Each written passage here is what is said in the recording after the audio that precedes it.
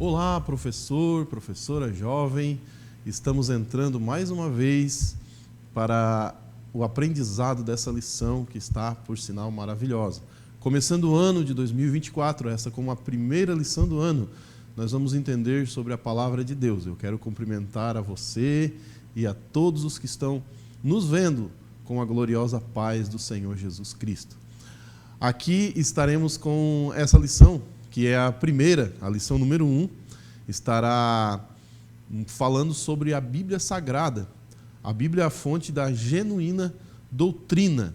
Então nós iremos aprender sobre a Bíblia, sobre como a Bíblia influencia na vida do cristão e quais as razões para crermos que ela é, então, a palavra de Deus. O texto do dia encontra-se em 2 Timóteo 3,16. Toda a escritura divinamente inspirada é proveitosa para ensinar, para redarguir e para corrigir e para instruir em justiça. A síntese diz assim: a Bíblia é a única fonte genuína de doutrina para o cristão. Então nós, como cristãos, temos a fonte, a nossa única fonte de doutrina e de guia, nosso guia de regra, né? O nosso guia de prática, como a Bíblia Sagrada. Nós obedecemos, nós entendemos, nós acreditamos, nós cremos e nos inspiramos por ela. E você vai entender, e eu gostaria já de indicar a você, ou de direcionar a aula de hoje, falando bastante a respeito da Bíblia, e discutimos, entendemos desde o início. Então, os objetivos aqui dessa lição serão apresentar a origem da Bíblia e explicar, assim, a inspiração das Escrituras, para então destacar a Bíblia como fonte de doutrina. Então, esse segundo tópico, a inspiração das Escrituras, nós vamos conseguir compreender aí mais tecnicamente, ou mais abrangentemente, como a Bíblia como fonte de doutrina. Então, eu gostaria que você ficasse comigo, porque nós vamos mergulhar nessa lição e vai ser uma bênção para a sua vida. O texto bíblico da lição encontra-se em 2 Timóteo, capítulo 3, dos versos 14 ao 17. E nós vamos estudar a respeito do valor da doutrina. E este é um tema de fundamental importância para o cristão, individualmente e para a igreja. Quanto ao foco da primeira lição, abordaremos a Bíblia como fonte segura da doutrina. Certamente você concorda que a Bíblia é indispensável para uma vida cristã frutífera e saudável. Mas você sabe qual é a sua origem e natureza?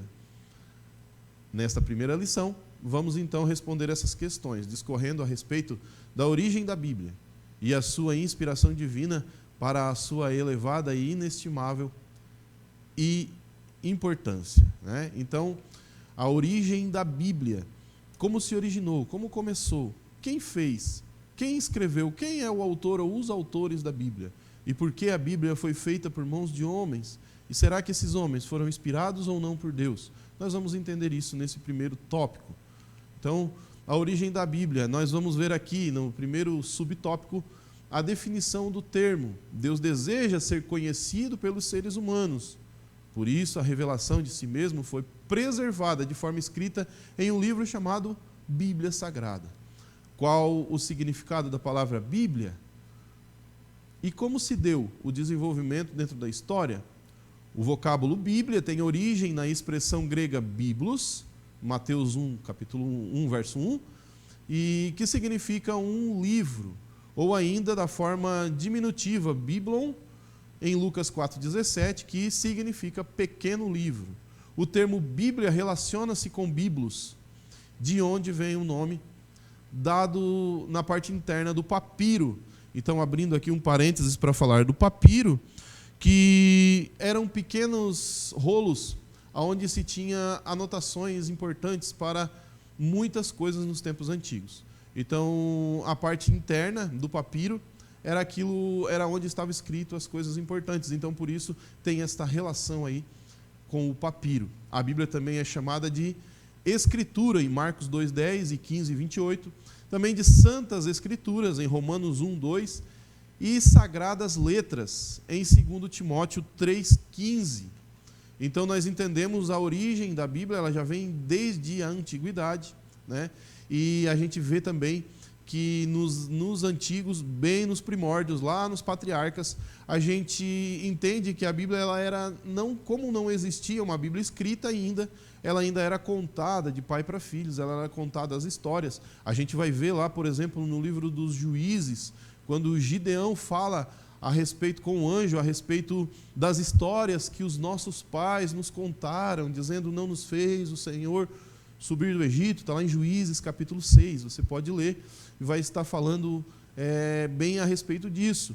E outros também, tantas outras passagens bíblicas que vão estar falando a respeito das histórias contadas de geração em geração, até que então se tivesse os escritos feitos ali. Então foi então que começa a origem literária da Bíblia. A Bíblia é a palavra de Deus aos homens e como literatura é um livro antigo. O seu formato original era de um rolo. Em Jeremias 36:2, 2 Timóteo 4:13, a Bíblia tem 66 livros que foram escritos por 40 homens de lugares e culturas diferentes. Originalmente foi escrita em 2 idiomas, no hebraico e no grego, dentro de mais de 1.600 anos, com os mais variados temas, com uma unidade admirável e inigualável. O centro da sua mensagem não é o homem, ele não é antropológico, mas é Deus. O centro da mensagem bíblica é teocêntrico. O centro dela, então, é Deus. É a comunicação de Deus para com o homem. É Deus mostrando o caminho para o homem. É Deus sendo o centro de tudo ali, então, na Escritura Sagrada. A origem da Bíblia Sagrada. A Bíblia é um livro sagrado e a expressão dada a isso é cânon sagrado. A palavra cânon é de origem cristã e vem do grego cânon e provavelmente do hebraico cané ou cané, que quer dizer junco ou cana ou vara de medir, com uma referência e uma regra ou uma norma a seguir. O cânon bíblico é uma referência aos livros considerados como a palavra de Deus, servindo como regra de fé e prática. Em Gálatas 6,16 está mencionando isso. A canonização dos livros da Bíblia foi feita por concílios eclesiásticos, nos quais os livros eram considerados úteis para a fé e a adoração cristã. O Antigo Testamento foi aceito como sagrado pelos judeus e nos dias de Jesus a sua composição já existia. Quanto ao Novo Testamento, a autoridade de seus livros se confirmou pelos seguintes critérios. A. Deveriam ter sido escritos por um dos apóstolos ou por alguém próximo a eles. B. O conteúdo deveria ser coerente com os ensinos da igreja e os demais livros sagrados. E C. Deveriam ser conhecidos e reconhecidos na igreja. Então, a compilação dos 27 livros do Novo Testamento teve então a sua origem já na igreja, já teve a sua junção, já a sua compilação, já na igreja. E quanto nos tempos de Jesus, ali nos evangelhos, a gente já vai ver que Jesus já ia na sinagoga, os sacerdotes, os fariseus, enfim, entravam na sinagoga e já tinham ali os rolos dos profetas, e a Bíblia não era totalmente compilada da forma que nós temos hoje, direcionada ou organizada por capítulos e versículos. Ela era, então, por rolos, e cada rolo falava a respeito de um tema bíblico, a respeito de uma parte da Bíblia. Por exemplo, os profetas, os livros da lei, os pentateucos, os históricos e assim por diante. Então, nós temos hoje a Bíblia toda compilada a partir da igreja. E isso a gente vai ver um pouquinho mais na frente, então.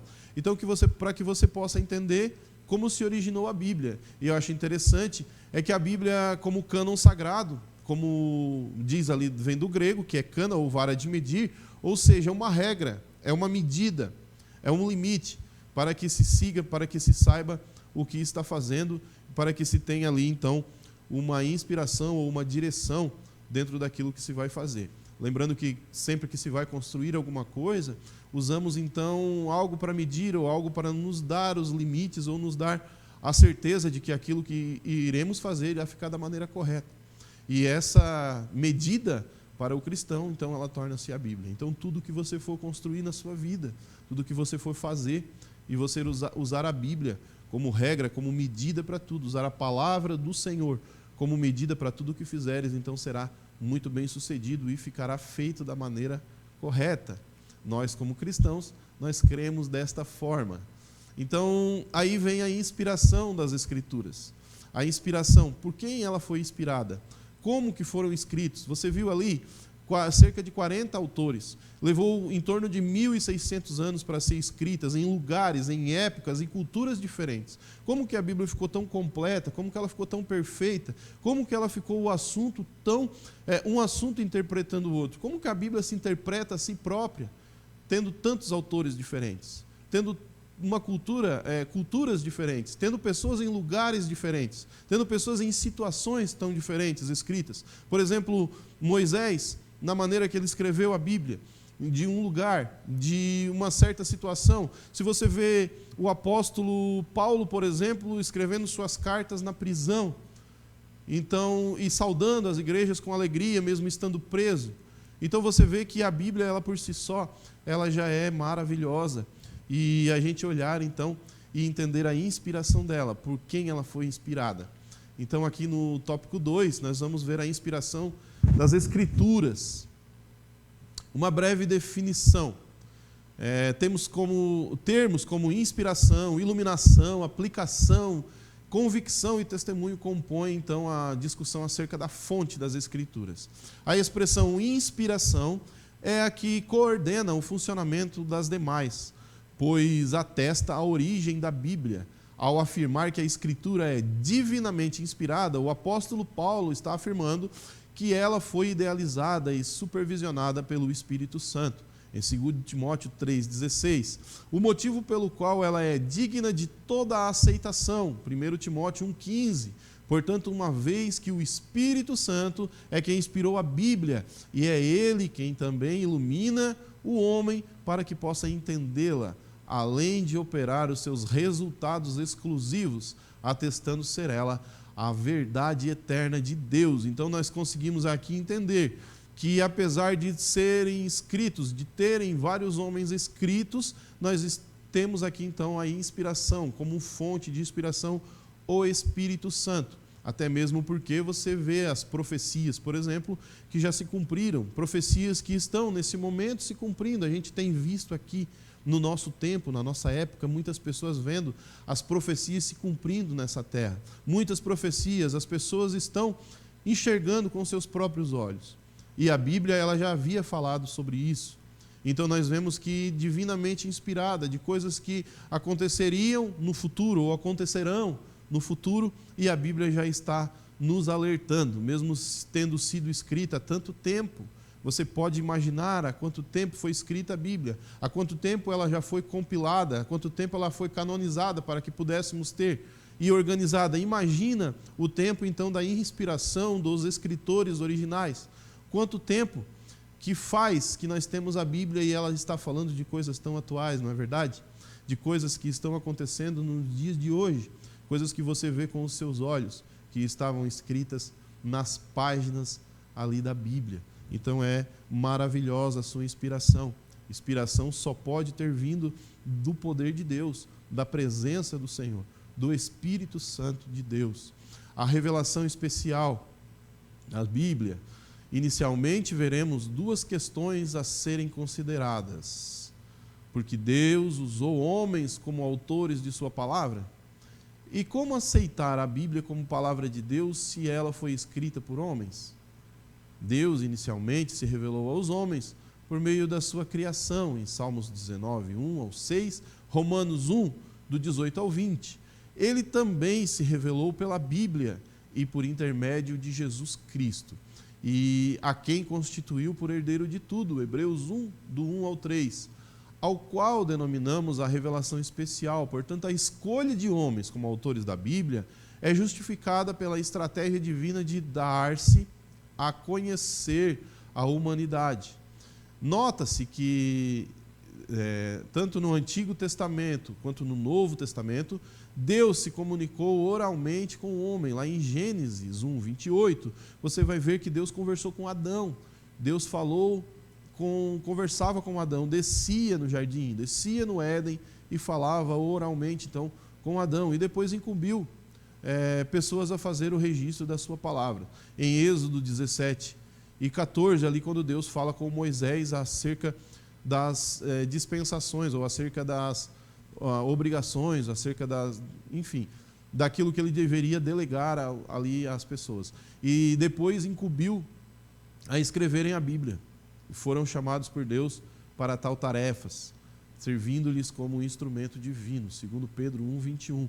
Então, esses homens que ouviram de Deus, que falaram diretamente com Deus, por exemplo, o autor dos Pentateucos, entende-se que foi Moisés, o autor ou o escritor dos Pentateucos, mas ali revela e mostra nos 5 primeiros livros da Bíblia, que são o Pentateucos, que mostra a Deus falando oralmente, visivelmente, aparecendo então ao homem, como Deus apareceu a Moisés na sarça, assim como Deus falou com um anjo que chegou a Jacó e lutou com Jacó durante a noite inteira, como Deus que descia no Éden ali que a gente viu e falava com Adão. Então a gente via que Deus ele se manifestava oralmente, Deus se manifestava muitas vezes até materialmente ou visivelmente, de uma certa forma. Porém, Deus depois instruiu estes homens, um deles Moisés, para que escrevesse alguns livros e fosse relatando então tudo aquilo que haveria de ser escrito. Então temos autores conhecidos, temos autores desconhecidos, e assim a Bíblia foi compilada e foi totalmente escrita. A natureza divina da Bíblia, mesmo tendo sido escrita por diferentes pessoas, nas mais variadas condições e em diferentes épocas, a Bíblia indica a inquestionável e necessária presença de um idealizador soberano que conduziu sua composição e estruturação. A Bíblia contém profecias, das quais muitas já se cumpriram, outras estão em franco cumprimento e outras que ainda se cumprirão.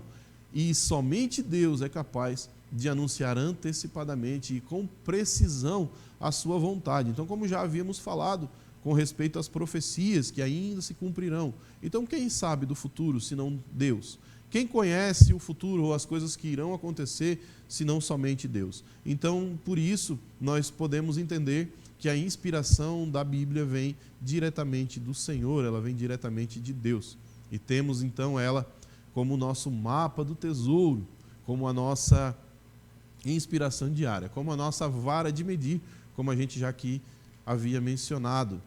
Então, entendendo isso, e compreendendo então a inspiração, a divina inspiração da Bíblia, e então nós vamos entender agora a ter a Bíblia, ou a Bíblia como fonte de doutrina. E por ela ser divinamente inspirada por Deus, por ela estar feita e ser a nossa guia de fé e prática, então ela vai também agora nos mostrar com relação à doutrina, a nossa fonte de regra, a nossa fonte de aprendizado, aquilo que devemos aprender e seguir, o nosso comportamento de acordo com a Bíblia. Então, a definição do termo, o termo doutrina, o significado do termo doutrina é amplo. A este respeito, o dicionário teólogo editado pela CPAD afirma, do latim doctrina, e do verbo dócio, ensina a instruir e educar. Já é uma análise mais específica e referida à obra, da seguinte explicação.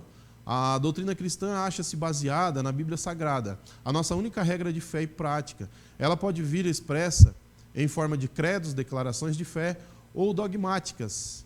A doutrina também pode ser entendida como ensinamento.